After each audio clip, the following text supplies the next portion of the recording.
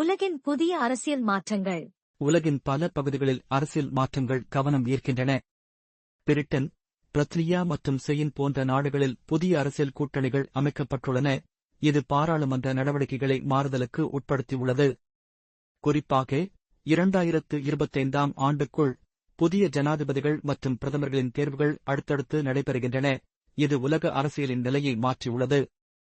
உலகின் பல பகுதிகளில் அரசியல் மாற்றங்கள் ஏற்படும் போது மக்களின் எதிர்பார்ப்புகளும் மாறுகின்றன. ஏதோ நாட்டின் ஆட்சியில் மாற்றங்கள் உள்ளதால் அந்த பகுதியில் அரசியலின் முழுமையான நிலைத்தன்மை பாதிக்கப்பட்டுள்ளது. 2025ஆம் ஆண்டில் புதிய ஜனாதிபதிகள், பிரதமர்களின் தேர்தல்கள் பல நாடுகளில் நடைபெறவுள்ளன.